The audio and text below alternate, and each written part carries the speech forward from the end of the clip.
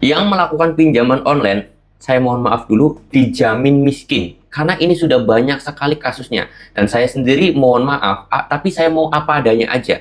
99,9% yang melakukan pinjaman online itu akan miskin. Assalamualaikum warahmatullahi wabarakatuh, teman-teman semuanya. Pada kesempatan video kali ini saya ingin membahas tentang yang namanya 99,9% yang melakukan pinjaman online itu akan miskin. Mohon maaf terlebih dahulu saya ya, mau kata-katanya agak sedikit kasar. Tetapi saya sendiri ingin menunjukkan sebuah realita, ingin menunjukkan sebuah kenyataan yang terjadi, teman-teman. Karena sebelum saya masuk ke videonya, saya pengen tanya dulu lah ke kalian. Apakah ketika kalian itu melakukan pinjaman online, ekonomi kalian itu semakin membaik? Apakah ketika kalian itu melakukan pinjaman online ini atau pinjol ini, keuangan kalian semakin membaik? Apakah ketika kalian itu melakukan pinjol, kalian itu tambah maju, tambah punya mobil, tambah punya rumah, atau bagaimana? Atau kalian itu ketika melakukan pinjol, kalian itu hidupnya tenang, hidupnya enjoy, hidupnya happy, hidupnya selalu senang? Saya yakin jawaban kalian semuanya tidak. Karena hal itu memang fakta di lapangannya seperti itu. Nah, di sini saya sendiri bukan untuk menakut-nakutin kalian agar nanti kalian itu jadi miskin ataupun jadi nggak mampu, bukan. Mohon maaf sebelumnya.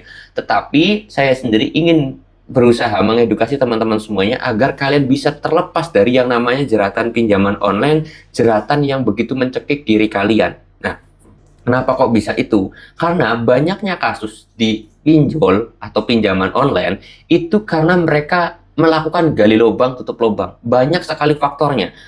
Pertama, tidak transparansi terhadap istrinya atau tidak transparansi terhadap suaminya atau tidak transparansi terhadap lingkungannya. Terus kemudian takut didatangin di lapangan, terus kemudian capek terhadap teroran, capek terhadap yang namanya intimidasi, bermacam-macam faktornya hingga kalian itu melakukan gali lubang tutup lubang. Pada intinya di situ. Karena gali lubang tutup lubang lah yang membuat kalian itu miskin, yang membuat kalian itu susah, yang membuat kalian itu ekonominya semakin merosot, yang membuat kalian itu keuangannya semakin hancur. Mohon maaf sebelumnya, tetapi itu realitanya, ya kan?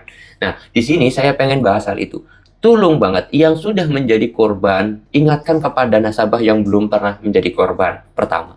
Lalu kemudian yang kedua, jangan pernah melakukan gali lubang tutup lubang lagi setelahnya. Berapapun aplikasi pinjaman online yang kalian punya, lebih baik jangan gali lubang tutup lubang. Terus kemudian, kalau misalkan kalian itu takut dengan yang namanya ancaman, teror, intimidasi daripada DC, tolong banget hindari gali lubang tutup lubang. Ganti nomor HP kalian, reset HP kalian, selesai. Itu ya, itu kuncinya. Karena saya sendiri semakin miris, semakin tidak tenang lagi ketika banyak nasabah yang melakukan gali lubang tutup lubang ini. Dengan harapan saya sendiri membuat video YouTube ini berhasil mengedukasi teman-teman semuanya agar tidak melakukan gali lubang tutup lubang lagi. Karena ketika sudah gali lubang tutup lubang, itu adalah pintu keberhasilan kalian jadi miskin, pintu menjadi kalian itu semakin susah ekonominya dan yang lain sebagainya. Memang saya akui rezeki itu ada di tangan Tuhan. Rezeki itu bukan di tangan pinjol. Tetapi pada kenyataannya itu banyak sekali sudah menelan korban masalah pinjol ini karena gali lubang tutup lubang, teman-teman ya. Terus kemudian masalah gali lubang tutup lubang lagi ini ditambah lagi dengan adanya bunga yang begitu besar, ditambah lagi denda keterlambatan yang begitu besar. Terus ditambah lagi kalian itu ekonominya juga sedang sulit ataupun sedang susah, keboro-boro untuk melakukan bayar cicilan, tetapi untuk bayar makan sehari-hari aja udah kesusahan. Ini banyak faktornya. Tetapi yang paling banyak terjadi awal mulanya adalah gali lubang tutup lubang. Kemudian dari gali lubang tutup lubang tersebut ditambah lagi dengan adanya suku bunga yang tinggi, denda keterlambatan yang sangat besar, dan yang lain sebagainya faktornya. Ya dari ekonomi kita juga mungkin yang kesusahan untuk membayar cicilan tersebut.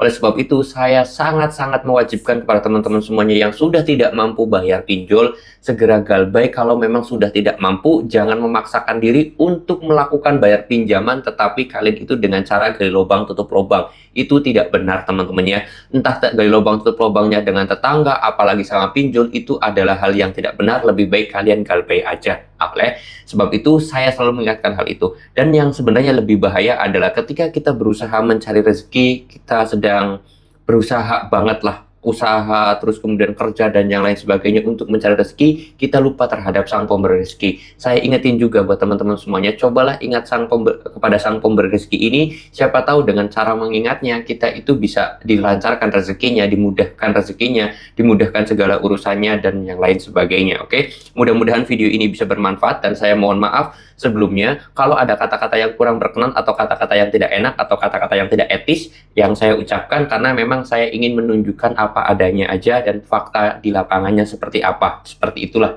nyatanya. Oke, saya mau tutup dulu video ini dengan kata Assalamualaikum warahmatullahi wabarakatuh.